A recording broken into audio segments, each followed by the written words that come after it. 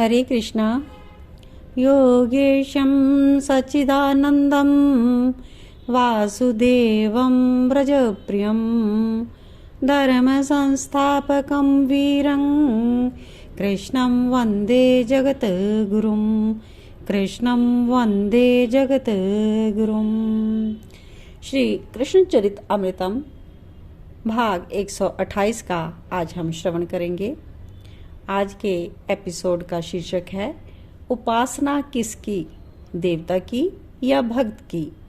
गोवर्धन पूजन का ये एपिसोड आइए आज हम श्रवण करेंगे। आज उद्धव जी पूछते हैं कि उपासना किसकी, एक अहंकारी देवता की या एक भक्त की, किसकी करनी चाहिए उपासना। देवता में अच्छाई के अहंकार हैं, पर भक्त तो भाव और प्रेम के कारण नम्र है।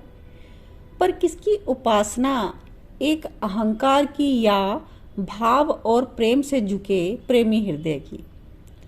देवता तो कोई भी हो सकता है, पर भक्त होना अपने आप में धन्यता है। भक्त के होने से ही पृथ्वी धन्य हो जाती है। भक्त के कारण ही वायुमंडल भावपूर्ण हो उठता है।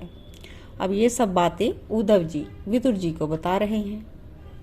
कार्तिक का महीना प्रारंभ हुआ था और शीत ऋतु के आगमन की तैयारी थी। वातावरण बड़ा ही सुखप्रद हो उठा था। 7 वर्ष के कन्हई हो गए हैं अब, और जो ब्रजमंडल है वो भी कन्हैया की इस अवस्था पर इठला रहा था। गौएं चराने आज नहीं गए कन्हैया, बस इधर उधर घूमते रहे दिन भर और फिर घर में आ गए। उनके साथ उनके सखा भी थे। भूख लगी है कन्हैया को, मैया कुछ खाने को दो ना। रसोई में मैया यशोदा उनके पास गए और कुछ मांगने लगे, और मैया ने कन्हैया को बाहर जाने के लिए कहा, कुछ नहीं है, बाहर जा। कन्हैया देखते हैं कि पकौड़ी बना रही है मैया। कहते हैं, पर तू तो पकौड़ी तल रही है मैया। हाँ, पकौड़ी बना रही हूँ, पर भगवान के लिए, तेरे लिए नहीं। और पहले हमारा भगवान भोग लगाएगा, फिर तू समझे। आज स्वभाव में कुछ तेजी थी मैया यशोदा की, और एक पकौड़ी को जैसे ही छूने जा रहे थे कन्हैया, तो मैया ने कहा, ना छूना नहीं, ये भगवान के लिए है। हंसे कन्हैया। अब मैया रानी और भी ज्यादा गुस्सा से बोली, क्यों हंसता क्यों है। तो कन्हैया कहते हैं, क्योंकि मैं ही तो हूँ सबसे बड़ा भगवान, फिर ये दूसरा भगवान कौन आया है मेरे घर में। अब मैया यशोदा को पकोड़े तलने थे, इसलिए ज्यादा कुछ ना बोलकर अपने काम करने में लगी। तभी कन्हैया ने एक पकौड़ी को फिर से छू लिया। अब रोष में आकर मैया यशोदा ने एक चपत कन्हैया के गाल में लगा दी। अब रोने लगे कन्हैया। यशोदा मैया ने उसे रसोई से बाहर निकाल दिया, और कन्हैया रोते रोते बाबा ब्रज राज के पास आ गए। और नंद बाबा ने बड़े प्यार से दुलार से अपनी गोद में बिठाया, फिर ताजा माखन खिलाया और कहा, बताओ मेरे युवराज को किसने मारा। आंसू पोंछते हुए कन्हैया बोले, मैया ने। अरे सुनो, मुझे तिल जौ और समिधा इनकी मात्रा ज्यादा चाहिए। यज्ञ होगा और वर्षों की अपेक्षा इस बार ज्यादा बड़ा यज्ञ होगा। अब ब्रजराज साथ साथ अपने सेवकों को आज्ञा भी दे रहे थे। तो कन्हैया कहते हैं, बाबा क्या हो रहा है इस बार हमारे वृंदावन में। तो ब्रजराज क्या बोलते हैं।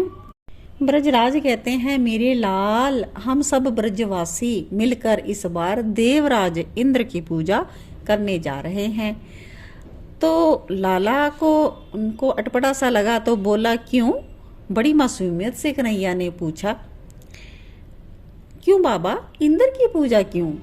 प्रश्न चौंक गए। नंद बाबा भी सुनकर चौंक गए ये प्रश्न कि क्या मतलब क्यों का।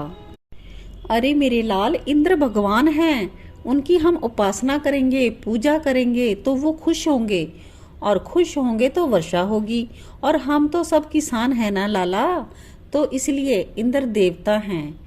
हाँ देवता यह बोले, अच्छा देवता का राजा यही है ना इंद्र देवता?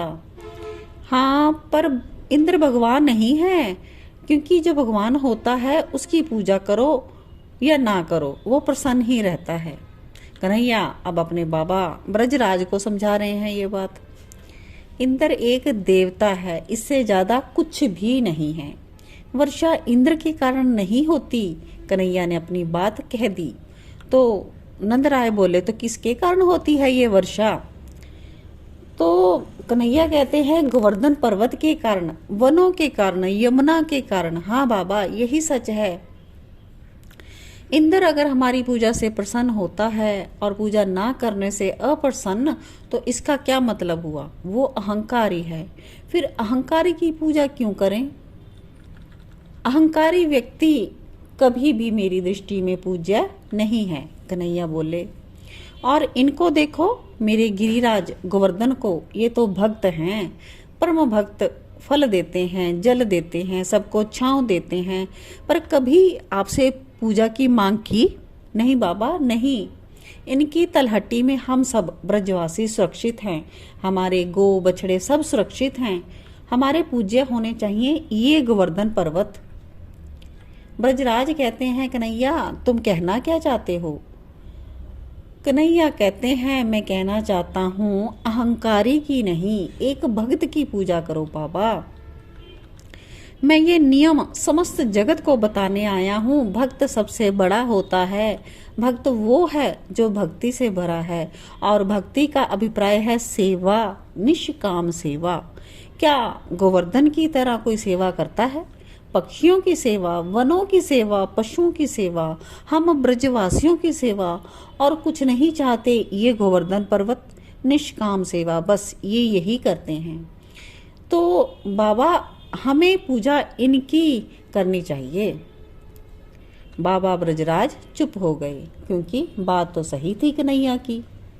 तो ये सब अब गोवर्धन पूजा की तैयारी का ये सीन है। तो बाकी का एपिसोड हम कल श्रवण करेंगे। आज के लिए इतना ही। कल अगले भाग में हम श्रवण करेंगे कि कान्हा किस प्रकार नंद बाबा और समस्त ब्रजवासियों को क्या उपदेश देते हैं, और उनका उपदेश परम पूजनीय, परम उच्च है। तो कल के एपिसोड में ज़रूर श्रवण कीजिएगा कान्हा जी क्या उपदेश दे रहे हैं। जय जय श्यामा, जय जय श्याम, जय जय श्री वृंदावन धाम। प्यारी श्यामा, प्यारो श्याम, प्यारो श्री वृंदावन धाम।